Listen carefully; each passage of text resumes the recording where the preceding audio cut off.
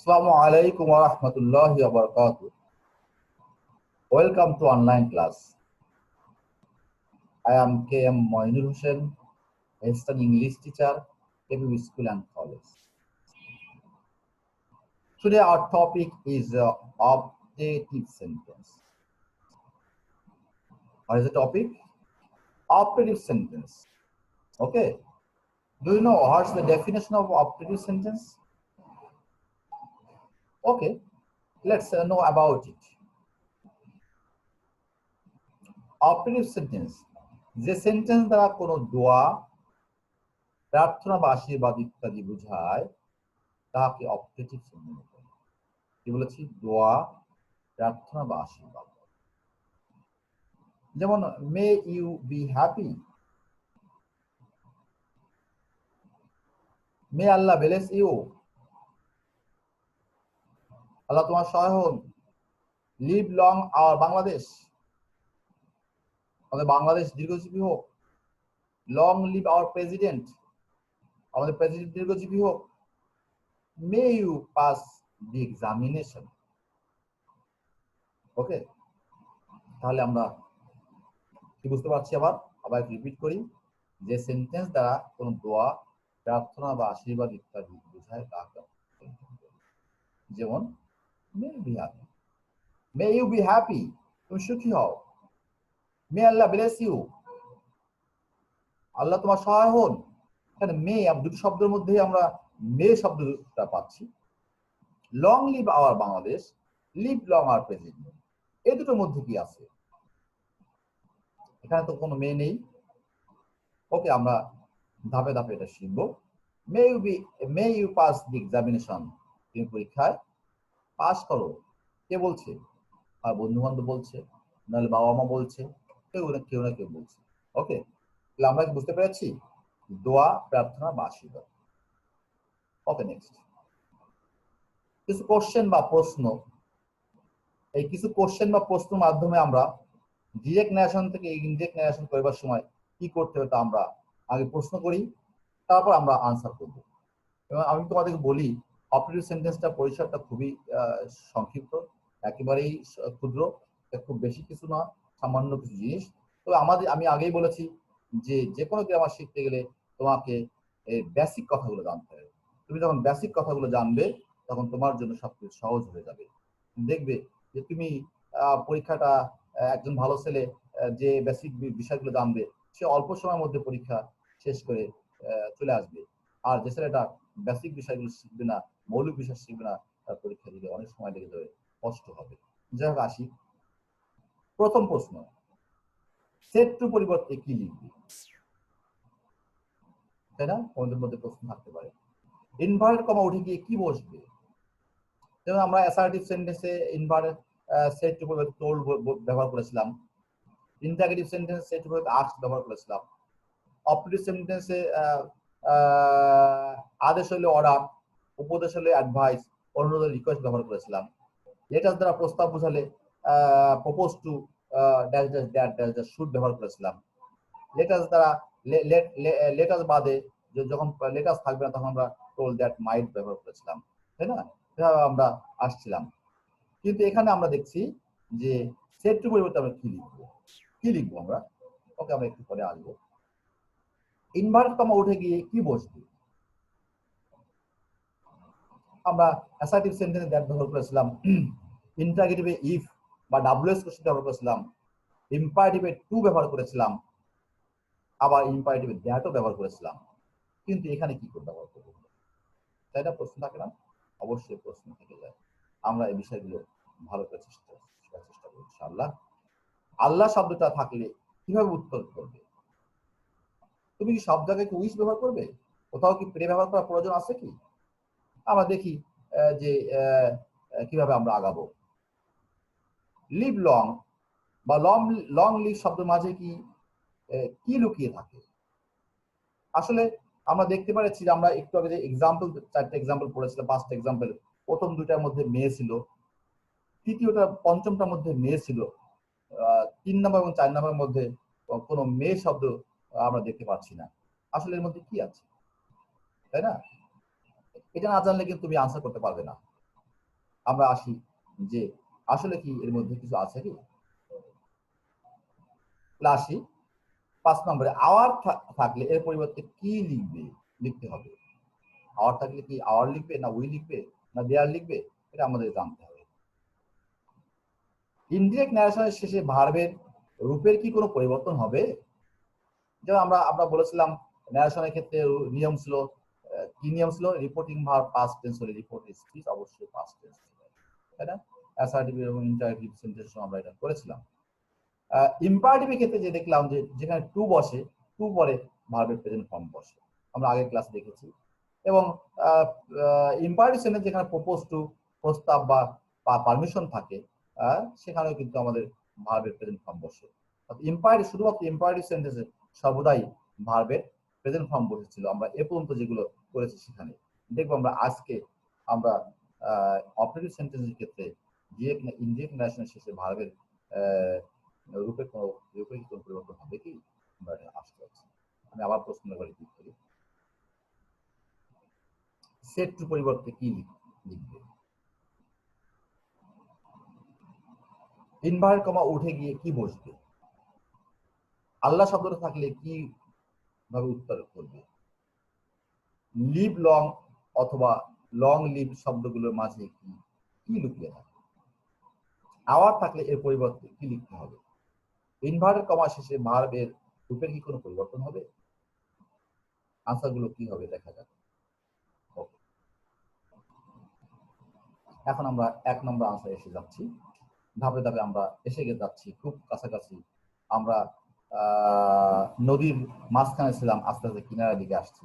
একটু পরে আমরা নৌকা থেকে নেমে যাবো ইনশাল্লাহ। আমরা একেবারে নিরাপদেই নেমে যেতে পারবো আশা করি ইনশাল্লাহ। তাহলে আমি তোমাদের কি বলতে চাচ্ছি বলো তো দেখি। আমি সর্বদা একজন টিচার হিসেবে বলছি যে প্রত্যেকটা টিচার তার নিজস্ব বৈশিষ্ট্য, নিজস্ব আঙ্গিক এসে পায়। প্রত্যেকটা টিচার নিজের নিজের তৈরি করা মেথড এসে শেখায়। কারণ আমরা মনে করি যে ছাত্রদেরকে যখন শেখানো হবে তখন আমরা আমাদের পদ্ধতিতে শেখাবো, যেন আমাদের ছাত্ররা আমাদের মতো করে গ্রামারটা বুঝতে পারে। তো আমি তোমাদের বলবো, তোমরা যখন শিখবে তখন গ্রামারটা তোমরা তোমাদের মতো করে শিখবে। তোমাদের মতো করে না শিখতে বলে তোমরা কিন্তু ইংলিশ শিখতে পারবে না। English is not a hard language. It's a very easy language, but you have to know all the rules and the regulation. Then you will get English language. Okay. তাহলে আনসার সেট টুর পরিবর্তে wished বা paid লিখবে। আমরা এখানে set past tense ধরেছি, maximum ক্ষেত্রে past tense থাকে। Assertive sentence ক্ষেত্রে রিপোর্টিং ভাবে অনেক সময় প্রেজেন্ট বা ফিউচার টেন্স থাকে, বাকি সব জায়গায় পাস্ট টেন্স থাকে। যাক আসি সেট টু পরিবর্তে আমরা উইশ, কোথাও উইশ কোথাও পেইড লিখব। ইনভার্টেড কমা উঠিয়ে দিয়ে দ্যাট বসাবে। কি বসাবে? প্রশ্ন ছিল কি আমাদের প্রশ্ন ছিল যে ইনভার্টেড কমা উঠে গিয়ে কি বসবে। আনসার হচ্ছে কি যে ইনভার্টেড কমা উঠে গিয়ে দ্যাট বসবে। আল্লাহ শব্দটা থাকলে প্রেজ বা প্রেড ফর লিখলে বেশি ভালো হয়। কি বলেছি? আল্লাহ শব্দ থাকলে প্রেজ, আল্লাহ শব্দ থাকলে কিভাবে উত্তর লিখবে আমরা। আল্লাহ শব্দ থাকলে প্রেজ বা ক্রিয়েটার থাকলে বা সৃষ্টিকর্তা থাকলে আমরা প্রেজ ব্যবহার করব। লিভ লং অথবা লং লিভ শব্দগুলো থাকলে এদের মধ্যে সবসময় মে শব্দটি লুকিয়ে থাকে। হ্যাঁ, এইবার আমরা জায়গায় এসে গেছি।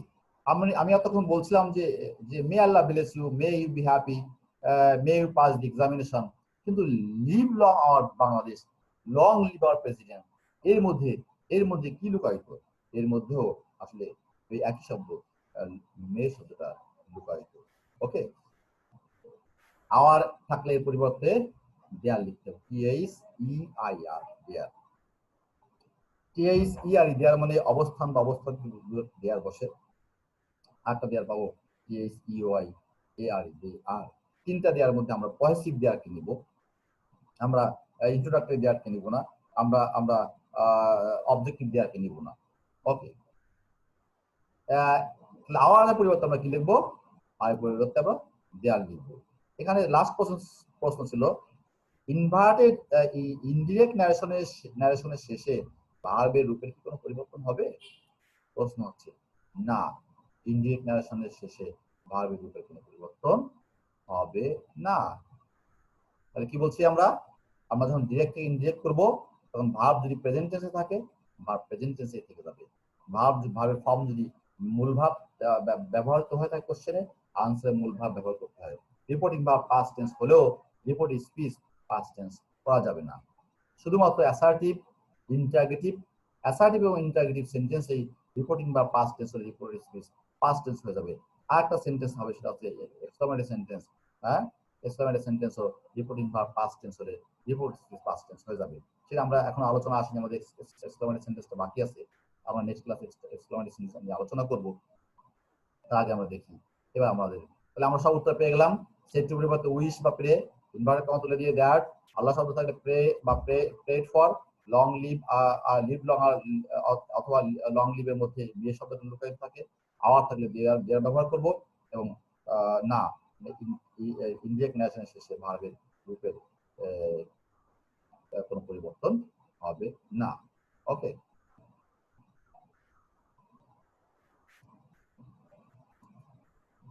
এবার আসি সাম প্র্যাকটিস। আমি 5টা কোশ্চেন দিয়েছি, 5টা কোশ্চেনের উপর আলোচনা করব। আলোচনা করলে তুমি বুঝতে পারবে ইনশাআল্লাহ। আর যদি কোনো প্রশ্ন থাকে তুমি আমাকে প্রশ্ন লিখে জানাবে, আমি তোমাকে উত্তর করবো ইনশাআল্লাহ। আমি আশা করি যে আমার এই ক্লাসগুলো ধাপে ধাপে তুমি যদি দেখো সবগুলো তুমি সুন্দরভাবে বুঝতে পারবে, এবং যে ক্লাসটা বুঝতে সমস্যা একবারে যাও দুইবার দেখবে তুমি পেরে গেছো ইনশাআল্লাহ। এখন he said to me may you be happy, said to me wished, এখন সব সহজ হয়ে গেছে। ইনভার he wished ইনভার কমোডেড দ্যাট, ইউ থাকলে আমরা বলেছি সর্বদা the person spoken to first person indicate করা হয়, that he wished that I might be happy। দেখো মাইট এখানে বি ছিল, বি হয়ে গেছে, মাইট এর পর বি পরিবর্তন হয়। মাদার সেড টু মি, মা আমাকে কি বললো, may Allah bless you, mother prayed for me, মা আমার জন্য প্রার্থনা করলো, that Allah might bless me, Allah যেন আমাকে আমার প্রতি রহমত করে। হ্যাঁ, mother prayed for me, prayed for ব্যবহার, উইশ তুমি দিতে চাইলে দিতে পারো, তো আমার মনে হয় প্রেড ফর দিলে এটা বেশি ভালো হয়, যেহেতু আমরা সৃষ্টিকর্তা, আমরা এখানে অবশ্যই প্রেড ফর ব্যবহার করার চেষ্টা করবো। He said live long our Bangladesh, এবার প্রশ্নটা এসে গেছে, he wished that their Bangladesh might live long. দেখো এইখানে কোশ্চেনের মধ্যে কিন্তু লিভ লং এর মধ্যে মে কোথাও পাইনি, আমি তাই বারবার বলছিলাম যে লং লিভ আর লিভ লং লিভ লং এবং লং লিভের মধ্যে মে শব্দটা লুকায়িত থাকে, এটা কিন্তু দেখা যায় না, চোখে দেখা যায় না, বোঝার চেষ্টা করতে হবে। কি হলো, he said live long our Bangladesh, he wished that their Bangladesh might live long. Clear? He wished that their Bangladesh, দেখো আমরা বলেছিলাম যে কি আওয়ার থাকলে তার পরিবর্তে কি হয়, টিএস ই আই আর, কি বলেছি, TS E I R there. Okay okay, very good, তুমি ভালো বুঝতে পারবে ইনশাআল্লাহ, ভালো বুঝতে পারছো। He wish that their Bangladesh might live long. তাহলে আমরা দেখতে পাচ্ছি যে লিভ লং এর মধ্যে মে লুকায়িত আছে, কিন্তু সেটা দেখা যাচ্ছে না। আনসার করার সময় দেখি মেয়ের পাশ মাইট করে কাজ করতে হবে। মাইটের পর এখানে কোশ্চেনে লিভ ছিল, লিভ আসছে। Next question, he said long live our president, এবার অ্যাডভার্ব আগে আছে, লং আগে আছে না, ভার্বটা পরে গিয়েছে। দেখি আনসারটা, he said long live our president, একই রকম answer, he wished that their president might, একই ব্যাপার। এখানে মাইট শব্দটা আসছে এই লিভ লং এবং লং লিভের মধ্যে, আসলে কি লুকায়িত থাকে, মে শব্দটা লুকায়িত থাকে, যা আমরা দেখতে পারি না, আমরা যখন আনসার করি তখন এই আনসারটা আমরা বুঝতে পারি। Okay, last of all, others said may you pass in the examination। দেখো এখানে শব্দটা দি এক্সামিনেশন, অনেকে বলে may you pass the examination, the উচ্চারণটা, the pronunciation is not correct, because দেখো আমি তোমাকে দেখানোর চেষ্টা করছি, দি শব্দের পরে যে এক্সামিনেশন আছে এই শব্দের শুরুতে ই দিয়ে ভাওয়েল সাউন্ড দিয়ে শুরু, ভাওয়েল সাউন্ড আসলে দি পরে কোনো ভাওয়েল সাউন্ড আসলে তাকে অবশ্যই দি উচ্চারণ করতে হবে, দির পরে যদি কোনো ভাওয়েল না থাকে তাকে দা উচ্চারণ করতে হয়। ওকে, আমি এটা সবসময় ক্লাসে বলে থাকি, এবং আমার ছাত্ররা বিষয়ে যথেষ্ট ভালো বোঝে, এবং তোমরা ইনশাল্লাহ যারা অনলাইনে ক্লাস করছো তারা ভালো বুঝবে। Others said, may you pass in the examination. Others wished that I might pass in the examination. তাহলে আমি লাস্টে কি বলছি, দি শব্দটা উচ্চারণটা যে দির পর যেমন দি দা পেন, PEN, পেনের, পেনের আগে কি আছে কনসোনেন্ট, তাহলে এটা consonant sound, the pen, the book, the orange, the elephant, the umbrella, the university. Okay, এগুলো তোমরা একটু শিখে নেবে, আমি একটুখানি আলোচনা করলাম। Okay, next our class will continue. আমি আগেই বলেছি আমাদের ক্লাস চলমান, আমাদের ক্লাস একটার পর একটা চলছে। আমি প্রত্যেকটা গ্রামাটিক্যাল পয়েন্ট নিয়ে আলোচনা করার চেষ্টা করছি ইনশাআল্লাহ, এবং আমি আমার সাধ্য মতো আমি ক্লাসগুলো দিব, কারণ আমি উপলব্ধি করেছি বাচ্চারা মূল ইংলিশ ক্লাসগুলো থেকে বঞ্চিত হচ্ছে, অনেকে পাচ্ছে না। আমরা ক্লাসে যখন পড়াই, ছেলে অনেক সময় কথা বলে অনেক মিস হয়ে যায়। আমি ভাবলাম এটা কিভাবে দেওয়া যায়। আমি একটা বই লিখেছিলাম, সেই বইটা আমি পাবলিশ না করে আমি এখন গুগলের মাধ্যমে আমি অনলাইন ক্লাসের মাধ্যমে এটা ওয়ার্ল্ড ছড়িয়ে দিতে চাই ইনশাআল্লাহ। Okay, our class will continue. Next class on exclamatory sentence, এবং এক্সক্লামেটরি সেন্টেন্সের পরেই আমরা সবথেকে আকর্ষণীয় ক্লাস, পরবর্তী আকর্ষণ প্রি প্যাসেজিনেশন ক্লাস। এই যখন আমি কিন্তু আগে অ্যাসার্টিভ, ইন্টারগেটিভ, ইম্পারেটিভ, অপারেটিভ পর্যন্ত শেষ করেছি। এক্সক্লামেটরি শেষ করে আমি প্রি প্যাসেজ ন্যারেশন নিয়ে আলোচনা করব। প্রি প্যাসেজ ন্যারেশন পারলেই দেখবা, প্রি প্যাসেজ ন্যারেশন পাওয়া মানেই ওই প্যাসেজ ন্যারেশন সবই পেয়ে যাবে ইনশাআল্লাহ। তোমরা এই ক্লাস অবশ্যই অ্যাটেন্ড করবে, না হলে কিন্তু তোমরা প্যাসেজ ন্যারেশন পাবে না। আমাদের 7-8 পর্যন্ত কিন্তু আছে শর্ট ন্যারেশন, ডিটাচড ন্যারেশন, এরপরে কিন্তু সব প্যাসেজ ন্যারেশন। অর্থাৎ প্যাসেজ ন্যারেশন কিন্তু আমাদের টার্গেট। আমি ইতিমধ্যেই হাতে লিখে প্যাসেজ ন্যারেশনের উপর একটা ক্লাস দিয়েছি, যদিও আমি ওটাকে আবার আমি পাওয়ার পয়েন্টের মাধ্যমে সুন্দর করে দেওয়ার চেষ্টা করবো। এই ক্লাস থাকবে প্যাসেজ ন্যারেশনের মূল আলোচনা। ওকে, তাহলে আজকের ক্লাস আমরা এখানে শেষ করতে যাচ্ছি। আসসালামু আলাইকুম ওয়া রাহমাতুল্লাহি ওয়া বারাকাতুহু।